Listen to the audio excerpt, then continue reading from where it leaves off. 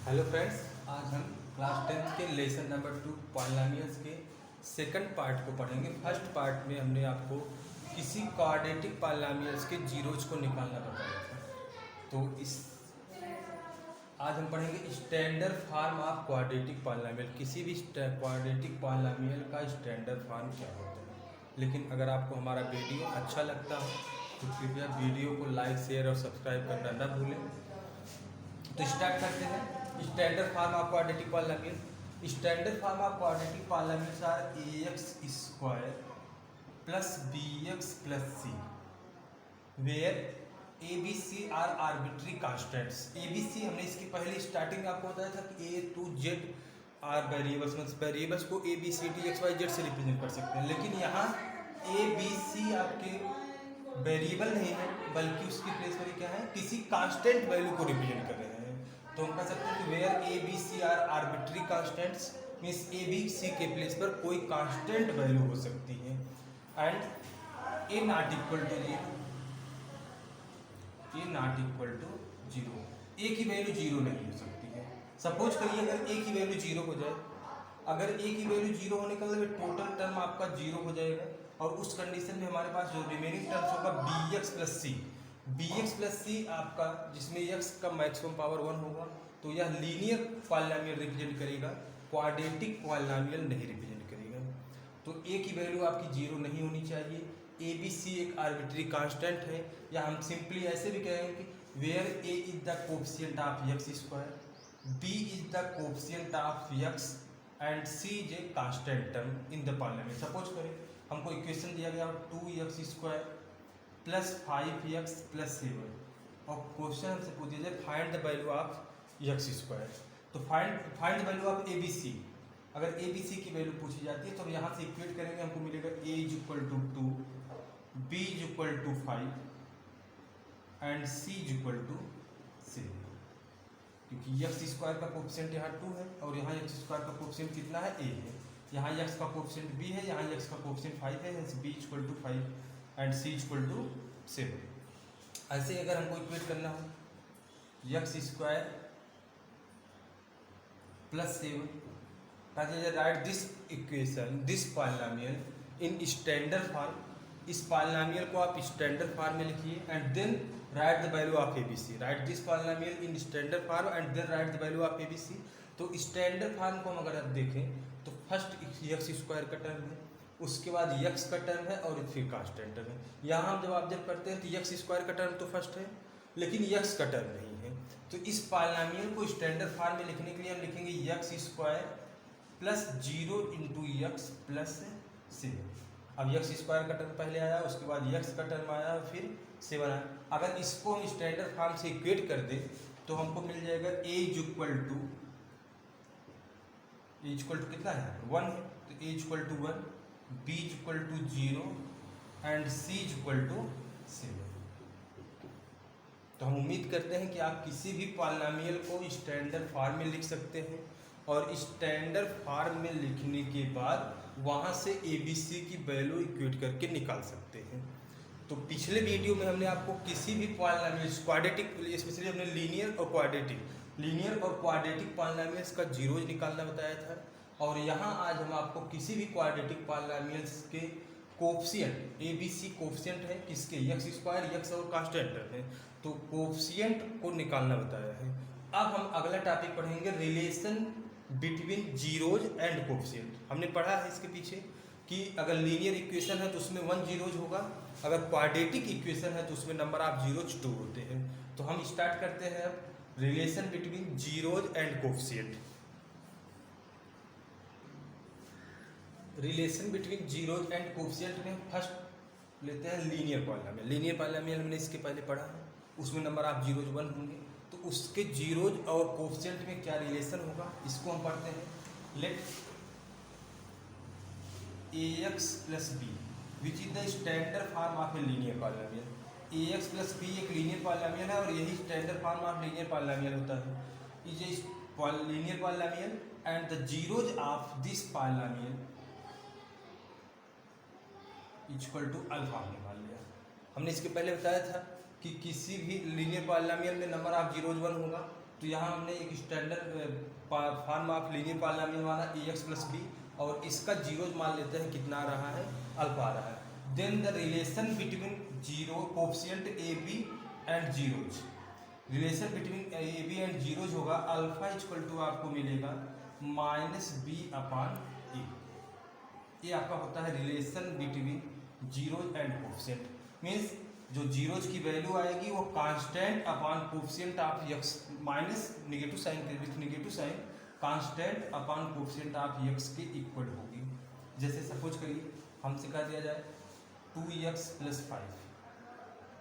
अब find the zeros of this polynomial, तो हमको अगर हम इस फार्मूले से इसको इक्वेट करें तो यहाँ जो जीरो जाएगा, मान लीजिए जीरोज को हम अल्फा लिखते हैं, तो अल्फा की वैल्यू आ जाएगी -5, यहाँ से -5 अपॉन 2 ये हो जाएगा answer, where 5 and 2 are the coefficient and alpha is the zeros. Okay. Second topic. For a quadratic polynomial, let us assume the standard form of a quadratic polynomial are ax square plus bx plus c, जो कि इसके पहले भी हमने बताया कि standard form of quadratic polynomial ax square plus bx plus c होता है। हमने मान लिया कि ax square plus bx plus c एक क्वाड्रेटिक पॉलिनोमियल है हमारे पास, वो जीरोज आर। अब हमने बताया था इसके पीछे जब जीरोज फाइंड करने की किसी क्वाड्रेटिक पॉलिनोमियल में नंबर ऑफ जीरोज 2 होते हैं, तो इसके जीरोज मान लेते हैं लेट अल्फा एंड बीटा। हमने माना कि क्वाड्रेटिक पॉलिनोमियल हमको ax square plus bx plus c given है जिसके जीरोज अल्फा और बीटा है। ऐसी कंडीशन में जो रिलेशन आप फाइंड करते हैं निकालेंगे वो आ जाएगा आपका alpha plus beta sum of zeros is equal to minus b upon a. इस याद करने का तरीका यही है कि ए आपका सब में अपान होगा, एक बार सेकंड अपान फर्स्ट करिए, एक बार थर्ड अपान फर्स्ट करिए। अब पहले तो sum of zeros taken 1 is equal to आएगा minus b upon a, and second हो जाएगा आपका product of zeros c upon a. ये फार्मूला होता है relation between zeros and coefficient. Relation between zeros and coefficient में 2 जीरोज अल्फा और beta है, तो इसका फार्मूला होगा sum of zeros equal to minus b upon a and product of zeros equal to c upon a. NCERT में जो question आपको दिया गया है, क्वेश्चन में यह कहा गया है कि find the zeros of a polynomial and also verify the relation between coefficient and zeros. Suppose करिए हमने एक एग्जांपल लिया है x square minus 5x plus 6 which is a quadratic polynomial. Consider find the zeros of this polynomial and also verify the relation between coefficient and zeros. तो पहले हम इसका zeros find करेंगे, तो यहाँ से x square minus 2x minus 3x plus 6 x common करेंगे, x minus 2 and minus 3 common कर लेंगे x माइनस 2। अभी ब्रैकेट में आएगा x minus 2 and x minus 3। और हमने कहा था इसको जीरो के इक्वल करके यहाँ से जब एक बार इसको जीरो के इक्वल करेंगे x माइनस 2 इक्वल टू 0 तो x इक्वल टू 2 आ जाएगा, and x minus 3 equal to जब जीरो करेंगे तो x इक्वल टू आपका 3 आएगा। अब इसी रिलेशन को वेरीफाई करने के लिए हमको यहाँ से मिल रहा है x equal to 2 means first zero, x equal to 3 second zero है, तो हम कह सकते हैं कि alpha is equal to 2 and beta is equal to कितना मिल गया हमको 3। Alpha equal to 2 and beta equal to 3। अब यही वैल्यू हम पुट करें, अब यहाँ से अगर हम इस इक्वेशन को इक्वेट करते हैं तो इस इक्वेशन को स्टैंडर्ड फॉर्म से इक्वेट करने पर a is equal to 1, b is equal to -5 and c is equal to 6 मिल जाएगा। अब हम वैल्यू पुट करते हैं alpha plus beta equal to minus b upon a. Alpha के प्लेस पर 2 तो 2 प्लस बीटा के प्लेस पर 3 is equal to minus b के प्लेस पर वैल्यू पुट करेंगे -5 अपान ए मीन्स 1, क्या जाएगा 2 प्लस 3 5 इज इक्वल टू 5, इधर माइनस माइनस प्लस हो जाएगा 5 आ जाएगा। Second relation alpha into beta is equal to c upon a है, सी अपान ए मीन्स 6 सी अपान ए। अब इसमें वैल्यू पुट करेंगे अल्फा के प्लेस पर 2 बीटा के प्लेस पर 3 इज इक्वल टू सी के प्लेस पर 6 upon 1 that is 6 is equal to 6। तो रिलेशन आपका वेरीफाई हो रहा है यहाँ से दोनों कंडीशन में। तो किसी भी क्वाड्रेटिक पॉलिनोमियल के जीरोज और कोफिशिएंट का रिलेशन यही होता है। क्यूबिक पॉलिनोमियल का भी हम इसी टाइम पढ़ लेते हैं। क्यूबिक पॉलिनोमियल के लिए for cubic polynomial let standard form of cubic polynomial are ax cube plus bx square plus cx plus d whose zeros are, अब इसमें नंबर ऑफ जीरोज 3 होंगे, whose zeros are alpha beta and gamma. Then the relation between zeros and coefficient sum of zeros taken 1 alpha plus beta plus gamma is equal to minus b upon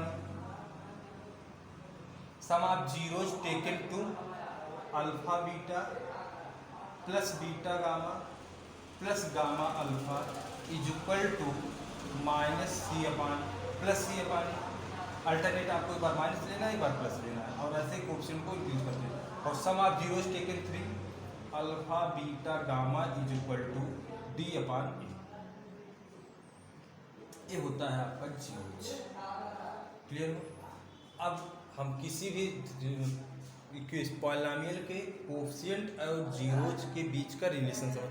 पहले हमने zeros find करना सीखा, फिर coefficient find करने सीखे, उसके बाद relation between coefficient and zeros find करना सीख लिया है।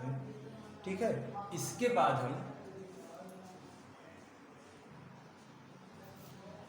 बाद अगर हमको जीरोज गिवन हो तो हम पॉलिनोमियल कैसे फाइंड करेंगे हम उसको सीखेंगे, लेकिन हम उसको अगले वीडियो में सीखेंगे। तब तक आप इससे रिलेटेड जो भी क्वेश्चन दिए गए हैं उसको सॉल्व करते रहिए। थैंक्स।